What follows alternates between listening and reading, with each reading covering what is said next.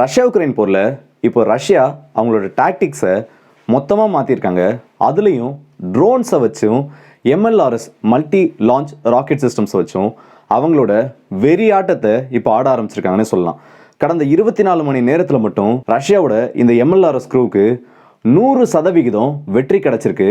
80க்கும் அதிகமான உக்ரைனியன் எக்யூப்மெண்ட்ஸை, அது எம்எல்ஆர்எஸ் சிஸ்டமாக இருக்கட்டும், இல்லை ஆர்ட்லரி யூனிட்ஸாக இருக்கட்டும், அவங்களோட இன்ஃபேண்ட்ரி வெஹிக்கிள்ஸ், அவங்களோட ஒரு சில டேங்க் க்ரூ மெம்பர்ஸ் ஸ்டே பண்ணி இந்த இடம்னு சொல்லிட்டு 80க்கும் அதிகமான டார்கெட்ஸை ஒரே நாளில் ரஷ்யா அழிச்சிருக்காங்க.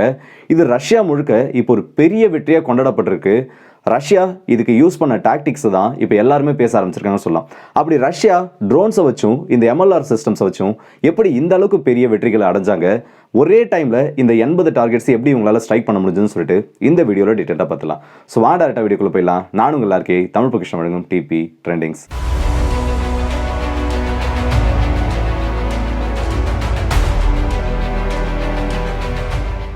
இந்த பேட்டில் ஃபீல்டில் ரஷ்யா முன்ன எப்பயுமே இல்லாத அளவுக்கு அதிகமாக அவங்களோட மல்டி பேரல் ராக்கெட் லான்ச் சிஸ்டம்ஸை யூஸ் பண்ண ஆரம்பிச்சிருக்காங்க. இது ஒன்றுமே இல்லை, நம்ம கிட்ட பினாக்கா லான்ச்சர்ஸ்க்குள்ள அந்தமாரி ரஷ்யா கிட்ட கிராட் டார்னு சொல்லிட்டு நிறைய எம்எல்ஆர் சிஸ்டம்ஸ் இருக்குது. இது எல்லாத்தையுமே ரஷ்யா இப்போ அவங்களோட ட்ரோன்ஸ் கூட லிங்க் பண்ண ஆரம்பிச்சிருக்காங்க.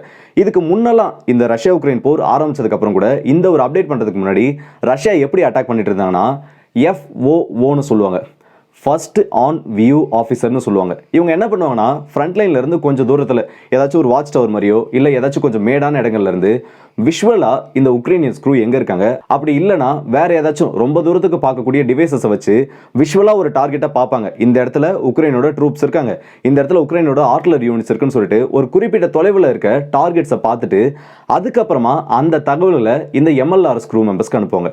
அதுக்கப்புறமா அங்கே இருக்கவங்க அந்த எம்எல்ஆர் ஸ்க்ரூவில் இருக்கவங்க அந்த தகவலை வாங்கி அதை ப்ராசஸ் பண்ணுவாங்க. இதோட கோஆர்டினேட்ஸை மேத்தமெட்டிக்கலாக அவங்க என்ன கால்குலேஷன் பண்ணணுமோ அது எல்லாத்தையுமே பண்ணி அந்த லொக்கேஷனை ஃபிக்ஸ் பண்ணுவாங்க.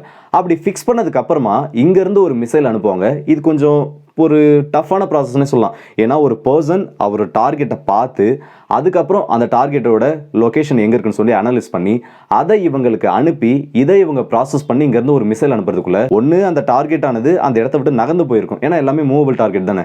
அப்படி இல்லையா வேற ஏதாச்சும் அவங்க அங்கேருந்து ஒரு மிசைலை லான்ச் பண்ணி கூட முடிச்சுட்டு இருப்பாங்க. இதை ஓவர் கம் பண்ணணும்னு சொல்லிட்டு ரஷ்யா இப்போ என்ன பண்ணியிருக்காங்கன்னா அவங்களோட ட்ரோன்ஸை இந்த எம்எல்ஆர் ஸ்க்ரூ கூட மர்ஜ் பண்ணியிருக்காங்க. இதில் ரஷ்யாவுக்கு ரொம்பவும் பெரிய வெற்றிகள் கிடைச்சிருக்குன்னு சொல்லலாம். இவங்க ஆக்சுவலாக என்ன பண்ணியிருக்காங்கன்னா இந்த ட்ரோனை, ஒரு மீடியம் ஆல்டிடியூட்ல பறக்கக்கூடிய ட்ரோனை உக்ரைனோட ஃப்ரண்ட் லைனை தாண்டி உள்ள அனுப்பியிருக்காங்க. இப்படி அனுப்பப்படுறது எல்லாமே ஃபர்ஸ்ட் பர்சன் வியூ ட்ரோன்ஸ்னு சொல்லுவாங்க. அது இல்லாமல் அதுலேருந்து லைவ் ஃபுட்டேஜ் ஆனது டைரக்டாக இந்த கண்ட்ரோல் சென்டருக்கு அனுப்பப்படும். அப்படி அனுப்பப்படுற ஃபுட்டேஜை இவங்க ப்ராசஸ் பண்ணுறாங்க. லைவாக அந்த சிக்னல்ஸ் வந்துட்டு இருக்கப்பவே ஆக்சுவலாக சொல்லணும்னா ஒரு தேர்ட் ஐ மாதிரி இது வானத்தில் பறந்துட்டே இருக்கு. உக்ரைனோட க்ரூ மெம்பர்ஸ் என்ன பண்ணுறாங்க, அவங்க என்ன ஏற்பாடுகள் எல்லாம் பண்ணுறாங்கன்னு சொல்லிட்டு லைவாக அந்த டேட்டாவை உள்ள அனுப்பிக்கிட்டே இருக்கு. அப்படி அனுப்பப்படுற அந்த டேட்டாவை இவங்க ப்ராசஸ் பண்ணுறாங்க. இந்த கோஆர்டினேட்ஸை மொத்தமாக அனலைஸ் பண்ணி அந்த லொக்கேஷனை ஃபிக்ஸ் பண்ணுறாங்க. இது எல்லாத்துக்குமே எடுக்கப்படக்கூடிய டைம் என்னன்னு பார்த்தோன்னா வெறும் 1 நிமிஷம் மட்டும்தான். இந்த 1 நிமிஷத்துக்குள்ள இது எல்லாமே நடந்து முடிஞ்சதுனால இங்கேருந்து இந்த ராக்கெட்ஸை ஃபயர் பண்ணி உக்ரைனியன்ஸ் கொஞ்சம் கூட நினச்சி பார்க்காத டைமில் அந்த இடத்துல ஒரு பெரிய அட்டாக் ஆனது நடக்குது.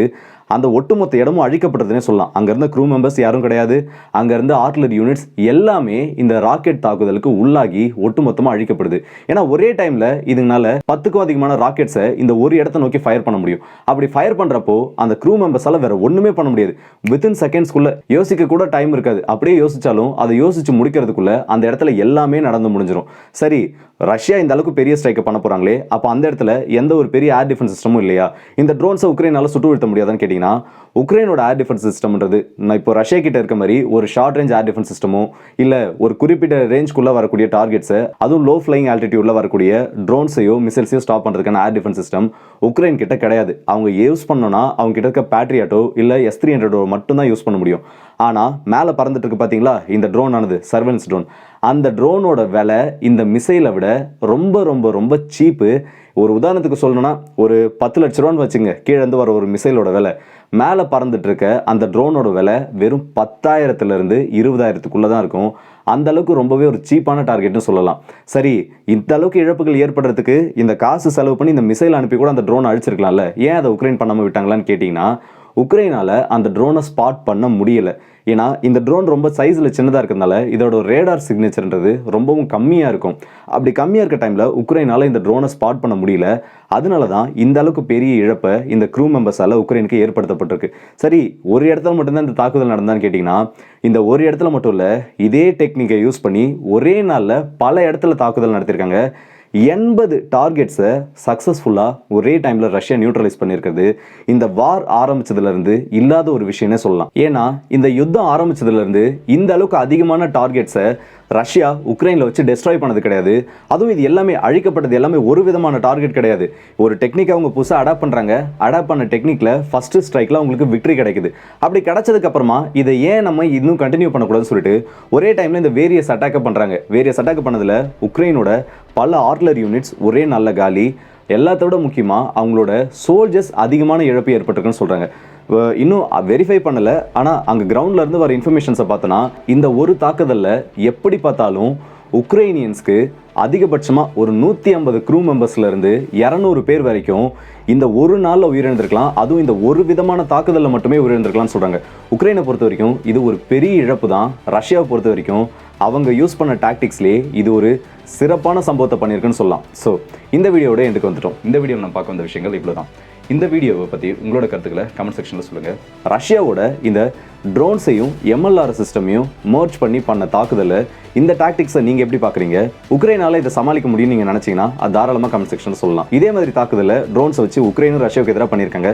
திரும்பவும் அதே மாதிரி ஏதாச்சும் நீங்கள் பண்ணுவாங்கன்னு நினச்சிங்கன்னா அதையும் கமெண்ட் செக்ஷனில் சொல்லலாம். நல்லதை பகிர்ந்து நல்ல சமுதாயத்தை உருவாக்கும். ஸோ அடுத்த வீடியோ சந்திப்போம். அதுவரை உங்களிடம் விடுகிறது உங்கள்